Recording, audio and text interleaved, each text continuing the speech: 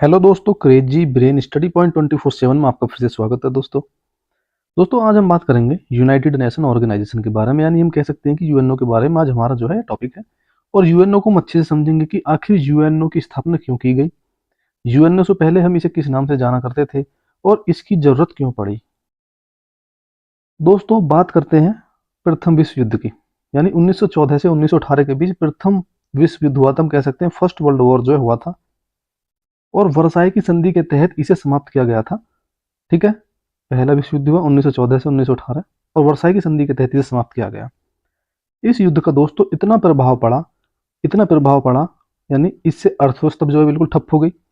सामाजिक स्थिति, लोगों का जो है रहन सहन बिल्कुल बेकार हो गया, और जो आपसी व्यापार था दोस्तों वह बिल्कुल बेकार हो गया प्रथम विश्व युद्ध से।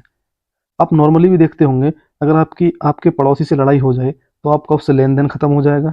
ठीक है, और आपका जो है उससे सामाजिक जो व्यवहार था, जो सामाजिक जीवन था आपका आपस में, वह खत्म हो जाएगा। यानी कहीं ना कहीं इफेक्ट पड़ता है किसी भी युद्ध से। वही चीजें यहाँ पर है। हम बात करते हैं इससे आगे की, 1918 के बाद की। हुआ क्या था, यूएसए प्रेसिडेंट थे वुडरो विल्सन। उन्होंने जो है आगे से भविष्य में ऐसा कोई युद्ध ना हो, उनके दिमाग में एक आइडिया आया कि हम एक ऐसा संगठन बनाते हैं जो कि इस पर काम करे ताकि कोई भी देश आपस में ना लड़े। उन्होंने जो है 10 जनवरी 1920 को संपूर्ण विश्व में शांति स्थापित और भविष्य में कभी युद्ध ना हो उसके उद्देश्य से एक नया ऑर्गेनाइजेशन बनाया जिसका नाम था league of nation. League of nation दोस्तों, जिसका हेडक्वार्टर था दोस्तों, लीग ऑफ नेशन का हेडक्वार्टर था जेनेवा में। लीग ऑफ नेशन के फेल के कारण हम देख लेते हैं एक बार। जो भी देश, देखिए कुछ कंडीशन रखी गई थी, जो भी देश लीग ऑफ नेशन का सदस्य बनना चाहता था अपने देश की संसद से, यानी जो भी लीग ऑफ नेशन में शामिल होना चाहता था अपने देश की संसद से प्रस्ताव पारित उसे करवाना होता था, और तब उसे लीग ऑफ नेशन में जो है शामिल किया जाता था। लेकिन यूएसए ने तो जो है इसे क्या बोलते हैं, लीग ऑफ नेशन की जो है स्थापना की, और यूएसए खुद इसका हिस्सा नहीं बन पाया है, इसका जो है मेन कारण था। ठीक है, दूसरा फैक्ट इसका यह हो जाएगा दोस्तों, संपूर्ण विश्व में शांति स्थापित करने के उद्देश्य से बनाया गया था। लेकिन जर्मनी ने दोस्तों, जर्मनी के तानाशाह आते हिटलर, आपने सुना होगा, जर्मनी ने पोलैंड, फ्रांस और बाल्टिक जो देश हैं हमारे, बाल्टिक देश के हिस्सों को कब्जाने के लिए उन पर अटैक कर दिया, और लीग ऑफ नेशन चुपचाप देखता रहा। तो यह दो मेन कारण थे, यानी यूएसए इसका हिस्सा नहीं बन पाया, और लीग ऑफ नेशन ने जो है, जर्मनी ने जो इन देशों पर अटैक किया था उसको ऐसे ही चुपचाप देखता रहा। और धीरे धीरे इसका परिणाम क्या हुआ दोस्तों, इसका परिणाम क्या हुआ दोस्तों, second world war. Second world war, ठीक है, सेकेंड वर्ल्ड वॉर 1939 और 45 यहाँ पर प्रारंभ हो गया दोस्तों। यानी लीग ऑफ नेशन का जो है कुछ भी फायदा नहीं रहा, यानी दूसरा विश्व युद्ध हो गई रहा। आप थर्ड की जगह यहाँ पर सेकंड कर लेना, सेकंड वर्ल्ड वॉर जो है यहाँ पर होकर ही रहा। ठीक है, जो कि चला था हमारा 1939 से 1945 तक। अब हुआ क्या था दोस्तों, लीग ऑफ नेशन को थोड़ा और अच्छा करने के लिए अमेरिका के राष्ट्रपति ने, जिसमें हम आगे बढ़ते हैं, अमेरिका के राष्ट्रपति ने जो है, उस टाइम थे अमेरिका के राष्ट्रपति रूजवेल्ट। ठीक है, रूजवेल्ट ने जो है लीग ऑफ नेशन में जो है सुधार करना चाहा, और एक नया संगठन बनाया लीग ऑफ नेशन की जगह यूएनओ। ठीक है, यूनाइटेड नेशन ऑर्गेनाइजेशन। ठीक है, जिसकी स्थापना हुई थी दोस्तों 24 अक्टूबर, ठीक सेकंड वर्ल्ड वॉर के बाद 24 अक्टूबर 1945। यानी सेम वही उद्देश्य है, विश्व में शांति स्थापित करना, भविष्य में कभी कोई युद्ध ना हो। ठीक है, यानी इसकी स्थापना 24 अक्टूबर 1945 को हो की गई थी, और स्थापना के समय इस टाइम 51 मूल संस्थापक देश थे, यानी मैं बोल सकता हूं कि 50 देश थे, और 51वां जो देश था वह था हमारा पोलैंड। पोलैंड ने इसके चार्टर पर सबसे बाद में हस्ताक्षर किए थे। ठीक है, इसका हेडक्वार्टर दोस्तों यूएनओ का न्यूयॉर्क में, और जबकि लीग ऑफ नेशन का हेडक्वार्टर था दोस्तों जेनेवा में। और इसके हेडक्वार्टर की हम बात करें, मैनहट्टन द्वीप न्यूयॉर्क में उसके पास है। इसके लिए विलियम जैकेंडॉफ से नदी के पूर्व किनारे पर 17 एकड़ जमीन खरीदी गई। और इसमें वर्तमान सदस्य देश की बात करें दोस्तों, वर्तमान में 193 देश जो हैं इसके सदस्य देश हैं, और 193वां देश है दोस्तों दक्षिण सूडान। इसके नामकरण की हम बात करें, इसको जो नामकरण दिया था फ्रैंकलिन डी रूजवेल्ट ने दिया था, जो कि उस टाइम यूएसए प्रेसिडेंट थे। और इसके ध्वज को जो है, यानी कि यूएनओ का ध्वज है, 1947 को अपना गया था जब भारत आजाद हुआ था, और इसके ध्वज में दोस्तों जैतून की एक शाखा चित्रित है। उसके बाद होता क्या है, 30 अक्टूबर 1945 को यूएनओ में शामिल हो गया कौन, इंडिया। इंडिया, अगर आपसे प्रश्न पूछा जाए कि भारत यूएनओ में कब शामिल हुआ, भारत गुलाम था उस टाइम भी, यानी 30 अक्टूबर को भारत यूएनओ में शामिल हो गया था 1945 को, 24 अक्टूबर को इसकी स्थापना हुई थी। हम बात कर लेते हैं यूएनओ के 6 अंग, यानी जिनसे जो है कंप्लीट यूएनओ हमारा चलता है।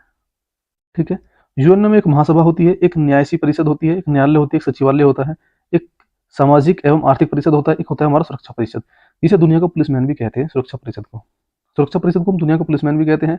और सचिवालय जो होता है इसका, इसके जितने भी ऑफिस वर्क होते हैं इसी के अंडर होते हैं, सचिवालय के अंदर ही। ठीक है दोस्तों, सुरक्षा परिषद में जो है 5 देश जो है स्थायी सदस्य होते हैं, जिनको वीटो पावर जो है मिली हुई होती है। भारत को अगर हम बात करें, भारत जो है स्थायी सदस्य यूएनओ का नहीं है।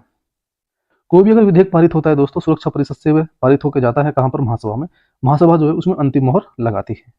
ठीक है, अंतर्राष्ट्रीय न्यायालय होती है और एक न्यायिक परिषद होती है। हम इनके बारे में जो है अभी आगे आगे पॉइंट वाइज पढ़ेंगे। सबसे पहले दोस्तों हम बात कर लेते हैं महासभा की। महासभा क्या होती है दोस्तों? यूएनओ के 193 जितने भी सदस्य देश हैं, 193 देश हैं, और लास्ट जो देश हमारा कौन सा है, हमारा दक्षिण सूडान। 193 देश जो है, सभी सदस्य देश महासभा के भी सदस्य होते हैं। यानी जो भी यूएनओ के 193 सदस्य देश है, वह महासभा के भी सदस्य देश होंगे। इसकी बैठक होती है दोस्तों प्रति वर्ष सितंबर में होती है। हर देश का शासनाध्यक्ष इसमें हिस्सा लेते हैं। शासनाध्यक्ष का मतलब होगा जैसे इंडिया में पीएम हो जाएगा, यानी जो उस टाइम भारत में शासन कर रहा हो। ठीक है, यानी हम कह सकते हैं कि हर देश का शासनाध्यक्ष इसमें हिस्सा लेता है। और विश्व की इसे लघु संसद भी कहते हैं दोस्तों, इसे विश्व की लघु संसद भी कहते हैं। हम कहते हैं कि इसे दुनिया की पार्लियामेंट भी हम बोल सकते हैं। ठीक है, इसका हेडक्वार्टर दोस्तों न्यूयॉर्क में। और इसके अध्यक्ष का इसका जो अध्यक्ष होता है महासभा का, इसका कार्यकाल होता है दोस्तों 1 वर्ष। 1 वर्ष इसका कार्यकाल होता है। तो इसकी पहली महिला अध्यक्ष थी दोस्तों विजय लक्ष्मी पंडित। विजय लक्ष्मी पंडित इसकी पहली महिला अध्यक्ष विजय लक्ष्मी पंडित थी, जो कि क्या थी, हमारी इंडियन थी। ठीक है दोस्तों,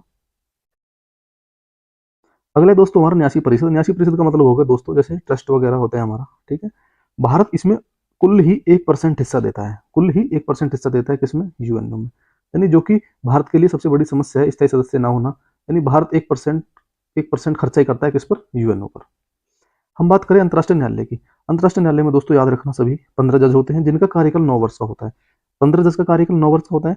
इसमें प्रथम भारतीय जज यानी नॉर्मल जज, प्रथम भारतीय जज थे हमारे पेनिकल रामाराम। और प्रथम भारतीय मुख्य जज थे हमारे डॉक्टर नगेंद्र सिंह। और इसके हेडक्वार्टर की बात करें दोस्तों, इसमें अंतर्राष्ट्रीय न्यायालय का जो हेडक्वार्टर है दोस्तों द हैग नीदरलैंड में है। द हैग नीदरलैंड में। बहुत इंपॉर्टेंट क्वेश्चन बनता है यहाँ से। हम बात कर लेते हैं दोस्तों सचिवालय की। सचिवालय दोस्तों आप समझ लीजिए कि जितने भी ऑफिस वर्क होते हैं सारे यहीं से होते हैं, सचिवालय से ही। यूएनओ के सभी कार्य सचिवालय करता है और यहाँ महासचिव के अंडर आता है। ठीक है, महासचिव के अंडर आता है ये। इसका कार्यकाल 5 वर्ष का होता है। और इसके पहले महासचिव थे दोस्तों, क्योंकि ये सचिवालय जो है महासचिव के अंडर आता है। और इसके पहले महासचिव थे दोस्तों ट्रिगवेली, जो कि नॉर्वे के थे, और इसका कार्यकाल होता है दोस्तों 5 वर्ष का। इतना आपकी समझ में आ गया होगा। और सभी जो है इसके कार्य जो होते हैं सचिवालय करता है यूएनओ के। 2 बार महासचिव बनने वाले व्यक्ति दोस्तों बान की मून, जो कि साउथ कोरिया के थे, और कोफी अन्ना, जो कि घाना के थे, और वर्तमान में एंटोनियो गुटेरेस, जो कि वर्तमान में महासचिव है। ठीक है, इनका कार्यकाल है दूसरा 1 जनवरी 2022 से 31 दिसंबर 2026 तक ये बने रहेंगे। यानी ऐसे 3 व्यक्ति हैं जो कि 2 बार रह चुके हैं महासचिव किसके, यूएनओ के। बान की मून, कोफी अन्ना घाना के, और एंटोनियो गुटेरेस। अगला है दोस्तों हमारा सामाजिक एवं आर्थिक परिषद। देखिए दोस्तों, सामाजिक एवं आर्थिक परिषद से मतलब हो गया हमारा कुछ ऐसे हमारे संगठन हैं जो कि समाज के लिए कार्य करते हैं। ठीक है, जो कि आर्थिक सहायता प्रदान करते हैं। जैसे हमारा हो जाएगा International Labour Organization ILO, WTO हो जाएगा व्यापार से संबंधित, WHO हो जाएगा हमारा हेल्थ से संबंधित, यूनिसेफ हो जाएगा, यूनेस्को हो जाएगा जो कि बच्चों की शिक्षा से संबंधित है, वर्ल्ड मौसम विज्ञान हो जाएगा। ठीक है, विश्व बौद्धिक संपदा हो जाएगा हमारा। तो हमारे फूड एंड एग्रीकल्चर ऑर्गेनाइजेशन, यानी कुछ ऐसे हमारे ऑर्गेनाइजेशन है जो कि सहायता प्रदान करते हैं उन देशों को जिनकी जो आर्थिक स्थिति ठीक नहीं है। हम देख सकते हैं आर्थिक एवं सामाजिक परिषद विश्व की जनसंख्या के जीवन में सुधार हेतु गरीब, घायलों एवं अशिक्षितों की सहायता करके अंतर्राष्ट्रीय शांति बहाली का प्रयास करती है। यानी कहीं ना कहीं ये वेलफेयर का काम करती है संस्था। ठीक है, इन संगठनों की मदद से। किसमें आता है, सामाजिक एवं आर्थिक परिषद में। इन संगठनों को हम एक अलग नई वीडियो में पढ़ लेंगे सभी को, किसका क्या कार्य रहता है और किसकी स्थापना कब हुई थी और किसका मुख्यालय कहाँ पर है। ज्यादातर का मुख्यालय जो है दोस्तों जो W से स्टार्ट हुआ और O से समाप्त हुआ, उन सभी का मुख्यालय ज्यादातर आपको मिलेगा दोस्तों जेनेवा में देखने को, जेनेवा में। लास्ट दोस्तों हमारा जो इसकी बैकबोन माना जाता है, या हम कह सकते हैं दुनिया का पुलिसमैन, UNSC यानी संयुक्त राष्ट्र सुरक्षा परिषद। दोस्तों इसे दुनिया का पुलिसमैन भी कहते हैं। और इसमें जो है दोस्तों 15 सदस्य होते हैं हमारे, 10 अस्थायी और 5 स्थायी सदस्य होते हैं। 5 जो है फिक्स होते हैं, 10 जो है हर 2 वर्ष में बदलते रहते हैं। यानी 10 जो अस्थायी होते हैं हर 2 वर्ष में उनका जो है बदलाव होता रहता है। स्थायी सदस्य देश जो है हमारे, वह हमारे दोस्तों USA, Britain, France, Russia and China. और अगर भारत की हम बात करें, भारत जो है लगातार इसकी हम बात करें जब से इसकी स्थापना हुई है यूएनओ की। ठीक है, और इसमें जो सुरक्षा परिषद है इसका जो है अब तक 8 बार जो है अस्थायी सदस्य बन चुका है भारत। लास्ट टाइम भारत कब बना था, 2021 में। अस्थायी सदस्य किसका, यूएनओ का। हम कह सकते हैं कि सुरक्षा परिषद जो है इसमें जो यूएनओ में आता है इसका अस्थायी सदस्य बना था। दोस्तों अस्थायी सदस्य कैसे चुने जाते हैं, इनके बारे में एक बार जान लेते हैं। देखिए इनका चुनाव जो होता है दोस्तों अल्फाबेटिकली होता है, यानी जैसे पहले ए आता है, पहले बी, फिर बी आएगा, फिर सी आएगा, यानी जैसे जैसे जो अल्फाबेटिकल के हिसाब से जो कंट्री के नाम आते हैं तो इनका चुनाव होता रहता है। उसके बाद क्या होता है दोस्तों, उसके बाद क्या होता है, जो सुरक्षा परिषद है, जो दो देश चुने जाते हैं उनका नाम जो नॉमिनेट करके कहाँ भेजता है, हमारा कहाँ भेजता है, महासभा, महासभा में। और जहाँ से जो है अंतिम मोहर लगती है, अंतिम मोहर लगती है, वहाँ से अंत में पारित हो जाता है कि यह जो है ठीक है। अंतिम मोहर लगती है कहाँ से, महासभा से। इतना समझ में आ गया दोस्तों आपके। अब हम बात कर लेते हैं दोस्तों एक बार स्थायी सदस्य जो है उनके बारे में। दोस्तों जो स्थायी सदस्य देश होते हैं हमारे, हम एक बार मैप की सहायता से समझ लेते हैं कि स्थायी सदस्य देश जो है मैप से कैसे आसानी से याद कर सकते हैं। जी दोस्तों, हम समझ लेते हैं एक बार इसके जो स्थायी सदस्य होते हैं मैप की सहायता से। सबसे पहले हम बात कर लेते हैं यूएसए की। यूएसए इसका स्थायी सदस्य होता है दोस्तों। उसके बाद हम इसमें बात करें आगे इसमें, तो इसका दूसरा जो स्थायी सदस्य देश हो जाएगा दोस्तों, वह हो जाएगा हमारा ब्रिटेन। सभी को पता है, यहाँ हो जाएगा ब्रिटेन। और ब्रिटेन के बाद हो जाएगा दोस्तों हमारा फ्रांस। USA, Britain, France.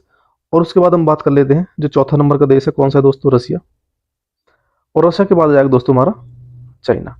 बिल्कुल आपकी समझ में आ गया होगा, इमेज से आप देख सकते हैं। ठीक है, मैं एक बार फिर से रिपीट कर देता हूँ। देखिए सबसे पहले हो जाएगा हमारा यूएसए, उसके बाद हो जाएगा ब्रिटेन, ब्रिटेन के जस्ट नीचे है दोस्तों फ्रांस, और फ्रांस के बाद आ जाएगा दोस्तों हमारा रसिया, रसिया के बाद आ जाएगा हमारा दोस्तों चाइना। रहते हैं दोस्तों इसके स्थायी सदस्य देश। हम पढ़ लेते हैं दोस्तों एक बार वीटो पावर। दोस्तों वीटो पावर क्या होती है? वीटो पावर दोस्तों जो इसके स्थायी सदस्य देश होते हैं जिनकी संख्या है दोस्तों 5।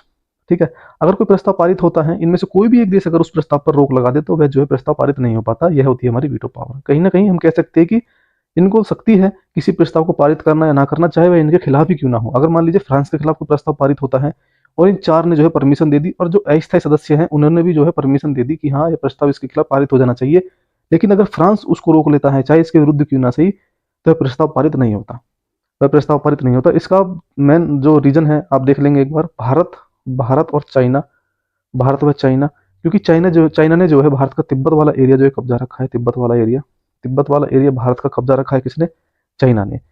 अगर चाइना, भारत हर बार जो है यूएनओ में उसकी आवाज उठाता है, लेकिन चाइना जो है उस प्रस्ताव पर जो है बैन लगा देता है। दूसरा कारण है दोस्तों, चाइना जो है नहीं चाहता कि भारत का जो है कश्मीर मुद्दा हमेशा कभी भी जो है सॉल्व हो। चाइना कश्मीर मुद्दे को जो है हमेशा उलझाए रखे हुए रहता है। हम इसको आगे पढ़ लेते हैं एक बार, क्या रीजन हो सकते हैं इसके, जो भारत इसका स्थायी सदस्य नहीं है और भारत इसका अस्थायी सदस्य ही क्यों बनता है। दूसरा है दोस्तों, इनकी मर्जी के बिना कोई भी विधेयक पारित नहीं होता। बिल्कुल मैंने अभी आपको बताया, अर्थात ऑब्जेक्शन लगाने पर विधेयक पारित नहीं होता। किसी देश ने अगर ऑब्जेक्शन लगा दिया तो विधेयक पारित नहीं होता। कोई भी देश किसी देश की जमीन पर कब्जा नहीं कर सकता, अगर ऐसा करेगा तो पूरी दुनिया उसे मारेगी। देखिए दोस्तों वीटो पावर का मतलब हो गया, कोई भी देश किसी दूसरे देश पर अगर अटैक करता है या कब्जा करता है तो यह देश जो है हम कह सकते हैं कि मिलकर के उस देश की सहायता करेंगे जो ऐसा है देश होगा, यानी जिस पर जो है पावरफुल कंट्री अटैक करेगी, यानी पूरी दुनिया मिलकर उसे मारेगी। लेकिन इसके भी कुछ एग्जाम्पल भी हैं, कुछ अपवाद भी हैं, हम देख लेते हैं एक बार। एग्जाम्पल है दोस्तों, सद्दाम हुसैन ने कुवैत पर अटैक किया था तो सभी ने उसे मिलकर मारा था। लेकिन अपवाद हम बात करें, चीन ने तिब्बत पर अटैक करके भारत की जमीन पर कब्जे किया था, लेकिन उसका क्या हुआ, कुछ नहीं हुआ। भारत ने इसका मुद्दा उठाया यूएनओ में, लेकिन चाइना इसका वीटो पावर जो है लिए पड़ा है, यानी वीटो पावर का जो है सदस्य है हम कह सकते हैं। तो चाइना हर बार जो है उस पर ऑब्जेक्शन लगा देता है, जिसका मेन कारण है कि जो है अब तक आज तक जो है यह विवाद जो है नहीं सुलझा हुआ। हम भारत की बात कर लेते हैं, भारत तथा वीटो पावर। दोस्तों भारत के लिए पॉजिटिव पॉइंट क्या है, नेगेटिव पॉइंट क्या है वीटो पावर के लिए? सबसे बड़ा पॉजिटिव पॉइंट है, जब इसकी स्थापना हुई थी तो भारत इसका संस्थापक देश था लगभग, और इसके 6 दिन बाद ही भारत ने जो है 24 अक्टूबर को इसकी स्थापना हुई थी और 30 अक्टूबर को भारत इसका सदस्य बन गया था, किसका, यूएनओ का।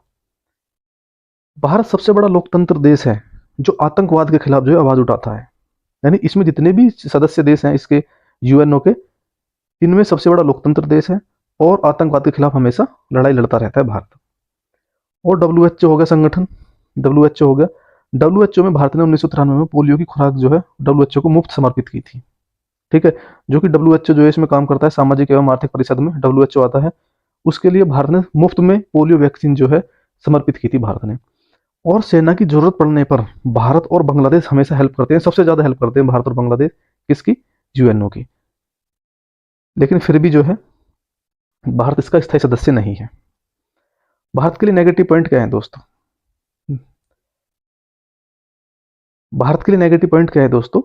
भारत ने एनपीटी यानी परमाणु बम नहीं रख सकते, एनपीटी और सीटीबीटी पर जो है हस्ताक्षर नहीं किए थे।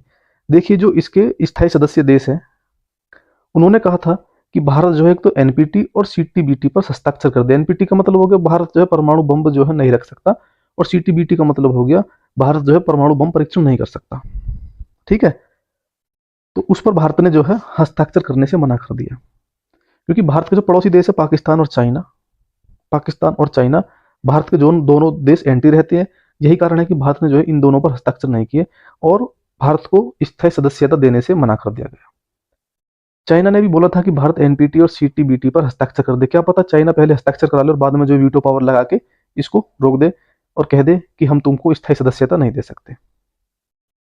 और इसके बजट में हम बात करें, भारत का जो है कुल 1% खर्चा है, यानी भारत जो है कुल 1% खर्च करता है इसके लिए, यूएनओ के लिए, जो कि सबसे कम है। और एक लास्ट मुद्दा हम कह सकते हैं कश्मीर इशू है दोस्तों। इसमें कश्मीर इशू भी हो सकता है। कश्मीर इशू क्या हो सकता है दोस्तों, मैं बता देता हूं आपको। हुआ क्या था कि भारत यह मुद्दा, कश्मीर वाला जो मुद्दा है, यही यूएनओ ले गया था, यूएनओ ले गया था। ठीक है, यूएनओ का आप समझ लीजिए, अगर यूरोप प्रॉब्लम है तो सबकी प्रॉब्लम है। अगर हमारी जो ये मध्य एशिया की कंट्री है और हमारे नीचे जो अदर कंट्री है, अगर उनकी कोई प्रॉब्लम होती है, वो यूएनओ का दरवाजा खटखटाते हैं तो उनकी कोई नहीं सुनता। लेकिन यूरोप प्रॉब्लम है तो पूरी दुनिया की प्रॉब्लम है। कहीं ना कहीं यूएनओ एक ऐसी संस्था है। हम बात करें भारत की, जब भारत इस मामले को यूएनओ ले गया तो यह मामला आज तक भी ऐसे ही अटका हुआ है। ठीक है, पाकिस्तान खुद इस पर आवाज उठाता है, भारत खुद इस पर आवाज उठाता है। जब पाकिस्तान बार बार इस पर आवाज उठा रहा था, पाकिस्तान इस पर बार बार आवाज उठा रहा था, तो उन्होंने एक आयोग गठन किया, आयोग का गठन किया जिसका नाम था डिक्सन आयोग। डिक्सन आयोग, डिक्सन बोल देंगे हम, डिक्सन आयोग। और उस आयोग को भेज दिया जांच के लिए यहाँ पर कश्मीर। उन्होंने इसको जो है भारत का और पाकिस्तान का जो है आपसी मुद्दा बना बताते हुए इसको जो है ऐसे ही इग्नोर मार दिया इस मामले को, जिससे भारत को फायदा हुआ। कह सकते हैं कि फैसला जो है पाकिस्तान के फेवर में नहीं गया, क्योंकि पाकिस्तान जो है इसका मुद्दा बार बार यूएनए में उठाता था। अब होता क्या है, जब भारत इसका मुद्दा यूएनए में उठाता है, सारे देश जो है उस पर प्रस्ताव पर जो है अपना टिक कर दिया, नहीं सभी देश जो है उस प्रस्ताव को मंजूरी देते थे, लेकिन चाइना जो है उस प्रस्ताव को रोक दिया करता है हर बार कश्मीर मुद्दे को लेकर के। जब पाकिस्तान प्रस्ताव पारित करता है, सारे देश जो है उसको, पाकिस्तान को सपोर्ट करते हैं, चाइना पाकिस्तान को सपोर्ट करता है। तो भारत के लिए जो वीटो पावर का प्रयोग करता है वह कौन करता है? रसिया। रसिया, यानी रसिया ने ही सबसे ज्यादा जो है वीटो पावर का आज तक प्रयोग किया है, और भारत रसिया के साथ खड़ा रहता है और रसिया भी भारत के साथ खड़ा रहता है। तो रसिया ने जो है सबसे ज्यादा वीटो पावर का प्रयोग किया, यानी रसिया उधर उसको पास नहीं होने देता प्रस्ताव को। अब हम बात कर लेते हैं एक बार एनपीटी और सीटीबीटी। दोस्तों भारत ने परमाणु परीक्षण किए थे 18 मई 1974 को, एक किया था 11 से 13 मई 1998 को। एनपीटी पर हस्ताक्षर नहीं किए थे भारत ने, और सीटीबीटी पर भी हस्ताक्षर नहीं किए थे। इन्होंने एक शर्त भी रखी थी कि भारत अगर परीक्षण करेगा, ना तो वायु में करेगा, ठीक है, ना जल में करेगा, ना जमीन पर करेगा। लेकिन भारत ने जो ये परीक्षण किए दोस्तों, ये करे हैं गड्ढा खोद करके बहुत गहरा, जमीन के अंदर, जमीन के अंदर भारत ने परीक्षण किए हैं। अब हम चाइना के विरुद्ध जो है, चाइना के विरुद्ध एक महत्वपूर्ण फैक्ट के बारे में बात कर लेते हैं। दोस्तों वीटो पावर ठीक है, चाइना जो है भारत को नहीं आने देता, स्थायी सदस्य नहीं बनने देता इसका, यूएनओ का। लेकिन एक एमटीसीआर है, मिसाइल टेक्नोलॉजी कंट्रोल रिजाइम, जो कि भारत इसका स्थायी सदस्य है, लेकिन चीन इसका नहीं है। एमटीसीआर का मतलब हो गया विश्व स्तरीय मिसाइलों का आपस में व्यापार करना। और ये मिसाइल इतनी घातक होती है, ये मिसाइल इतनी घातक होती है कि इन देशों को आपस में वो ही एक दूसरे को बेच सकते हैं, खरीद सकते हैं, जो इसके सदस्य हैं या जो इसके स्थायी सदस्य हैं। लेकिन चाइना इसका स्थायी सदस्य है नहीं। और कहीं ना कहीं भारत के पास यह पॉइंट है कि आप हमको जो है यूएनओ के सुरक्षा परिषद में स्थायी सदस्यता देने के लिए हस्ताक्षर कीजिए, हम आपको एमटीसीआर में आने के लिए आमंत्रित करते हैं, हम आपके इस प्रोजेक्ट पर साइन करते हैं, लेकिन पहले आप हमको यूएनओ में जाने की अनुमति दीजिए। ब्रिटेन कहता है कि भारत को वीटो दे दो लेकिन पावर नहीं देंगे। ब्रिटेन बोलता है ठीक है हम आपको वीटो दे देंगे, लेकिन हम आपको वीटो पावर नहीं देंगे, हम इसको आपको स्थायी सदस्य तो बना देंगे लेकिन हम आपको पावर नहीं देंगे। भारत उसके लिए भी मान जाता है, ठीक है एक बार हमको जो स्थायी सदस्यता दे तो दो, बाद में देखी जाएगी जो भी होगा। उसके बाद G4 संगठन है एक, जिसमें इंडिया, ब्राजील, साउथ अफ्रीका और जापान, यह जो है 4 देशों का संगठन है। यह संगठन जो है हर बार डिमांड करता है किसमें, इसका स्थायी सदस्य बनने के लिए, यानी स्थायी सदस्य बन जाएंगे तो वीटो पावर इनको ऑटोमेटिक मिल जाएगी। ठीक है, ये तो भारत के सामने कंडीशन रखी थी कि हम आपको स्थायी सदस्य बना देंगे लेकिन आपको वीटो पावर नहीं देंगे। तो इन 4 देशों में सबसे अगर प्रबल दावेदारी की बात करें तो भारत जो है इसका प्रबल दावेदार है, किसका, वीटो पावर का, या हम कह सकते हैं कि स्थायी सदस्यता लेने के लिए भारत सबसे ज्यादा प्रबल दावेदार है इसमें। हम बात कर लेते हैं यूएनओ की भाषा के बारे में दोस्तों। यूएनओ की जो है 6 महत्वपूर्ण भाषाएं हैं और 2 जो है ऑफिशियल वो भाषाएं हैं। अंग्रेजी और फ्रेंच तो हो जाएंगी ऑफिस वर्क के लिए, और जो 6 भाषाएं हैं दोस्तों, हम इन भाषाओं में जो है वहाँ पर बोल सकते हैं यूएनओ में, जैसे अंग्रेजी, फ्रेंच, स्पेनिश, अरबी, रशियन और चाइनीज भाषा को मंडारिन भाषा भी कहते हैं। मंडारिन भाषा, थोड़ा साफ लिख देता हूँ मैं, मंडारिन भाषा भी कहते हैं हम चाइनीज भाषा को। ठीक है, अगर मुख्य भाषा की हम बात करें, मुख्य भाषा आपसे पूछी जाए तो अंग्रेजी और फ्रेंच। ठीक है, और 6 भाषा जो है हमारी कौन सी है, अंग्रेजी, फ्रेंच, स्पेनिश, अरबी, रसिया और चाइनीज। अगर आप मैप के हिसाब से भी देखेंगे, मान लीजिए मेरा मैप हो गया, ठीक है, तो इधर यूएस हो जाएगा पहले इसका स्थायी सदस्य जो था, फिर उसके बाद है हमारा ब्रिटेन। ब्रिटेन दोस्तों, यूएस से ब्रिटेन आपको पता है अंग्रेजी बोलेंगे, और ब्रिटेन के जस्ट नीचे था दोस्तों फ्रांस। फ्रांस इसका स्थायी सदस्य था, तो फ्रांस में कौन सी हो जाएगी हमारी, फ्रेंच। और फ्रांस के जस्ट नीचे था दोस्तों स्पेन। स्पेन, ठीक है, एक हमारी हो जाएगी फ्रांस में और स्पेन में, लगभग हम कह सकते हैं कि वहाँ फ्रेंच भी बोली जाती है और स्पेनिश भाषा भी प्रयोग होता है, इसलिए स्पेनिश भाषा भी इसमें रखी गई है। उसके बाद हमारा जो मध्य एशिया आता है बीच में, और नीचे की अगर हम बात करें तो यहाँ किस भाषा का प्रयोग किया जाता है दोस्तों, अरबी भाषा का, अरबी भाषा का। इसके बाद दोस्तों हमारा हम चलेंगे इंडिया, इंडिया के ऊपर बात करेंगे तो कौन सा हो जाएगा हमारा दोस्तों, रसिया, और लास्ट में हो जाएगा हमारा चाइना। यह था दोस्तों इसकी 6 महत्वपूर्ण भाषा। तो उम्मीद करता हूँ दोस्तों आपको लेक्चर जो है अच्छा लगा होगा यूएनओ के बारे में। आगे भी हम ऐसे ही इम्पोर्टेंट फैक्ट्स के बारे में बात करते रहेंगे। तो मिलते हैं जल्दी नए लेक्चर के साथ, तब तक के लिए दोस्तों जय हिंद, जय भारत।